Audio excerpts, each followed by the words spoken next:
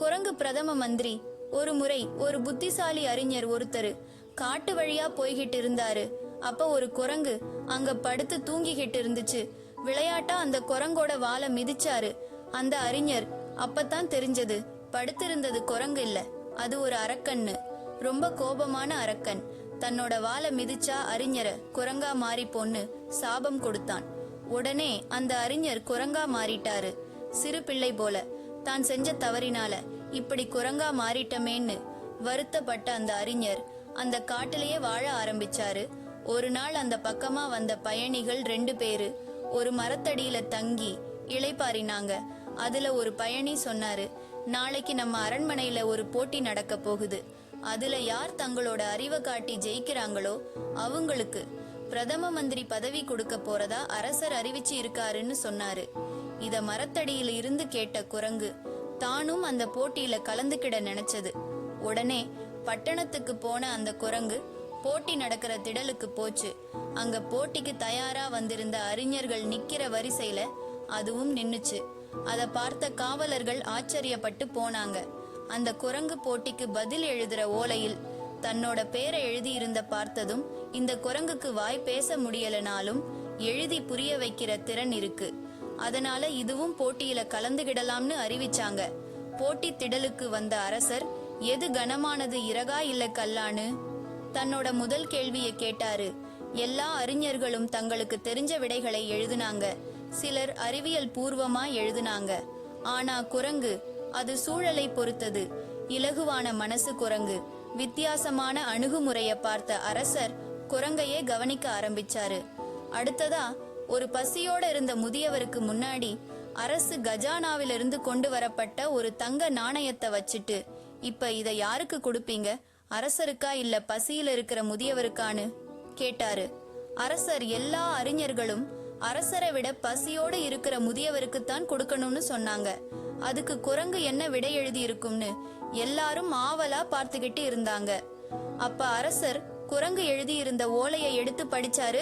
அதுல இந்த நாட்டுல ஒருத்தர் பசியோட இருக்கிறது அரசரோட தவறு. அவரு கஜானாவுல இருக்கிற பணத்தை எடுத்து பசியோட இருக்கிறவங்களுக்கு சோறு போடக்கூடாது.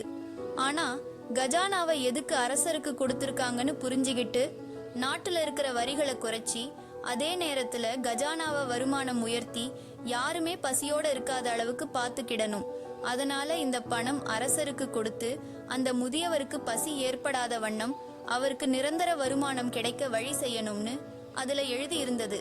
அப்பத்தான் நடுநிலையா இருந்து யோசிக்கிற குரங்குக்கு பிரதம மந்திரியா வர்றதுக்கு எல்லா தகுதியும் இருக்குன்னு எல்லாருக்கும் புரிய ஆரம்பிச்சுச்சு. அப்பத்தான் அரசர் அடுத்த கேள்வியை கேட்டாரு.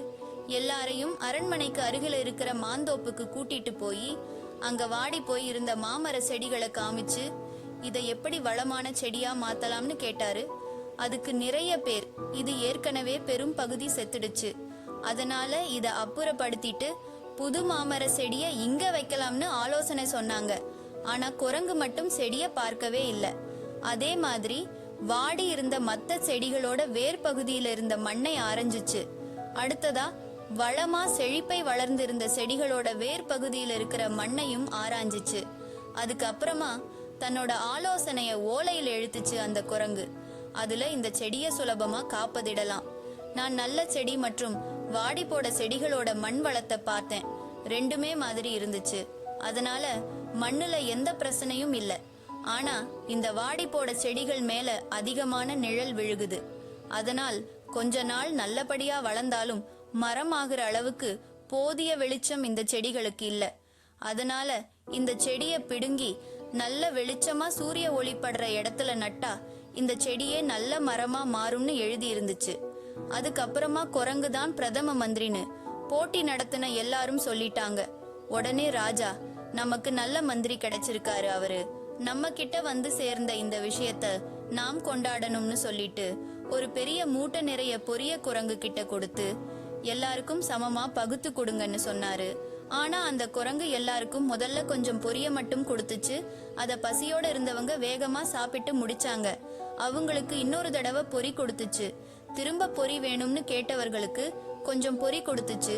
சென்னை ஏஞ்சலஸ் இத பார்த்த அரசருக்கு குரங்கோட அறிவும் பகுத்து கொடுக்கும் போது பசியோட இருக்கவங்களுக்கு அதிகமாவும் பசி இல்லாதவங்களை கண்டுபிடிச்ச விதத்தையும் பார்த்து குரங்கையே தன்னோட பிரதம மந்திரியா நியமிச்சாரு.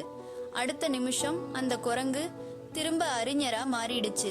மக்கள் பணி செய்ய ஆரம்பிச்சதும் அவருக்கு இருந்த சாபம் தன்னால நீங்கிடுச்சு. இத பார்த்த எல்லாரும் ரொம்ப சந்தோஷப்பட்டாங்க.